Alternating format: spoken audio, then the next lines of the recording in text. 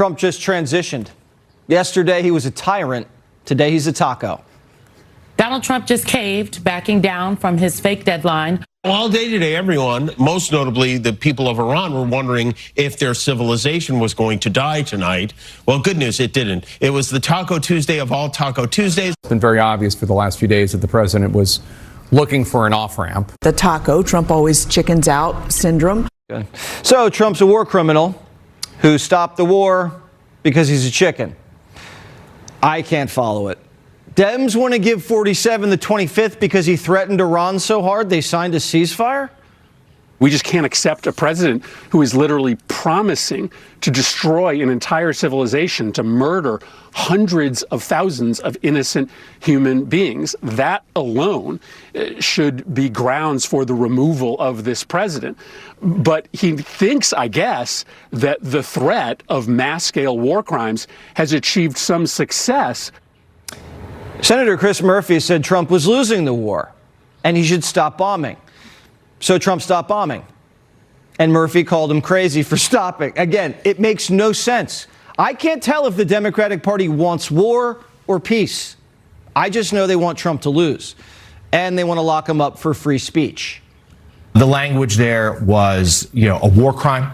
It threatens war crime. It threatened genocidal-like behavior. It is the kind of language, as I said yesterday, associated with the monsters of history, to wipe out a civilization. That's simply not how presidents speak. That's not how leaders of democracies speak. He's right.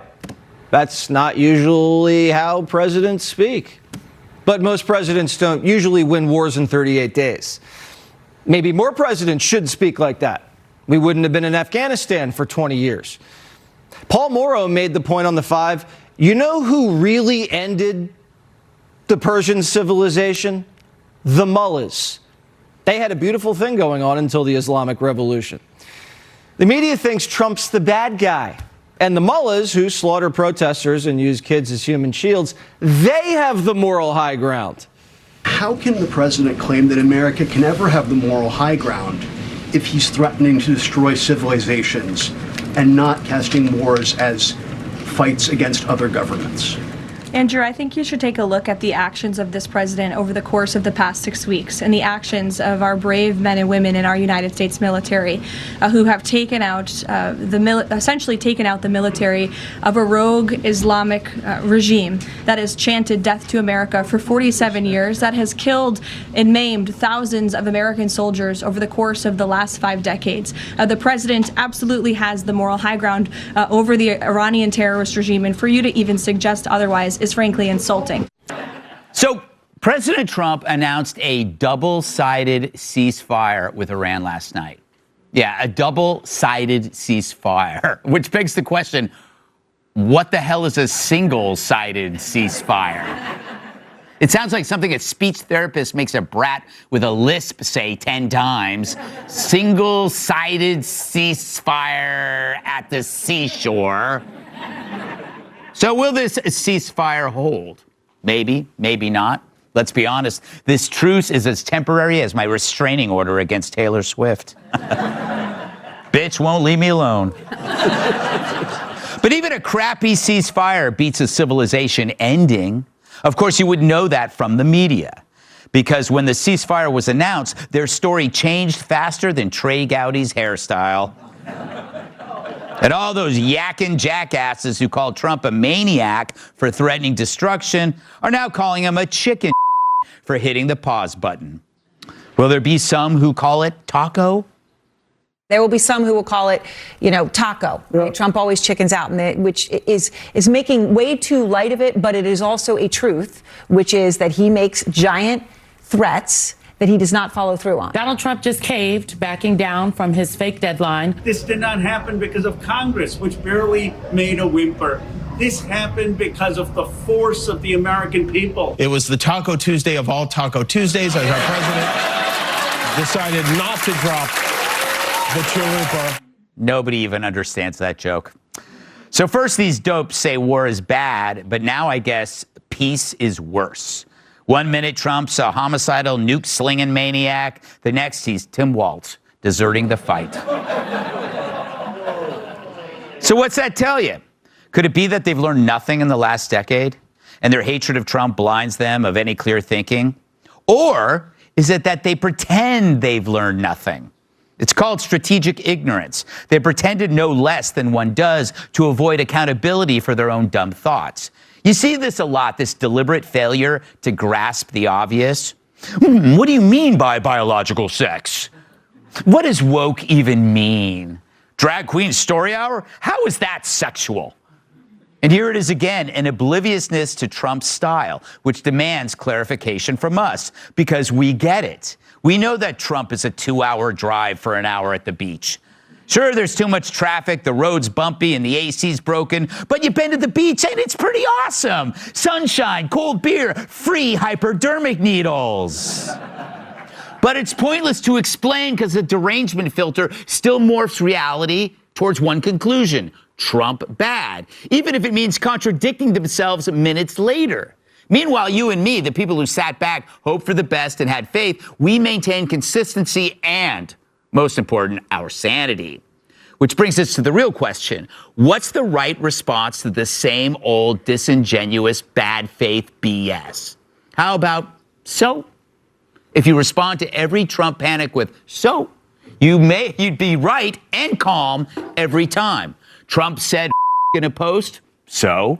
Trump threatens annihilation, so. Trump called the Ayatollah gay, so. Fact is, their existential predictions never materialize, so why bother? Every time Trump's out of sight for 2 hours, they act like he's on life support. They continued their frenzied terror with tariffs, snatching Maduro, bombing the drug boats, as if he hadn't proven them wrong with the same sequence over and over. He applies pressure using America's economic and military supremacy as leverage, and then lo and behold, the other side submits, at least for now. So despite whether this ceasefire holds, we know this: Iran's military is now as threatening as Adam Schiff in a tank top. There's no Navy, no Air Force, no political leadership, the missile stockpile, new capabilities done.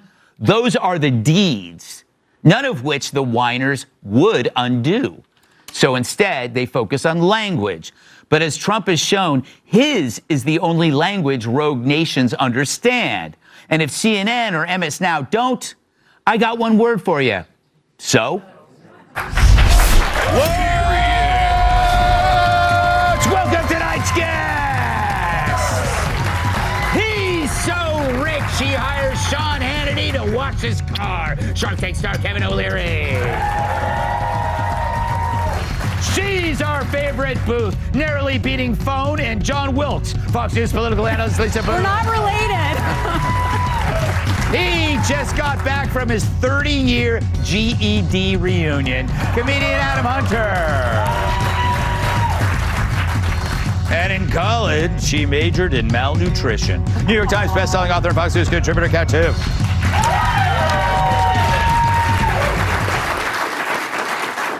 First off, Kevin, I like the style. You look like you escaped a house fire with everything that was not on fire. Like the fireman came in and said, you got to get out of here. And you just were in your pajamas and you grabbed your grandmother's jacket. Thank you. I look fabulous. It's ridiculous. I didn't realize we could wear pajamas. I've been to the studio before. It's a meat locker in here. That's true. That's why I'm now featuring Rabbit for the spring. I mean, it's just... Is that really Rabbit? It really is. And it's warm and fuzzy. That's beautiful. All right, give us a big picture here. All right, you know Trump, his style and his tactics. What's going on? From your head, I haven't heard anything from you on this. So I just think, getting my head around what I just witnessed here over the last 8 weeks, the future of warfare. Because outside of the guys that went in to rescue the 2 F-15 pilots, there are virtually no boots on the ground. We saw the first AI tech war. And so what this tells me going forward, let's assume the Strait gets opened up, and I think the market's thinking that way one way or another. Looks to me like there's going to be a toll very similar to the Suez Canal or the Panama Canal, and someone's going to get those dollars. I don't know how they're going to split it up. But here's the thing. What this tells me is the country with the best AI is going to start winning a lot of wars. You need precision missiles that come out of space. You need a whole lot of technology, predictive.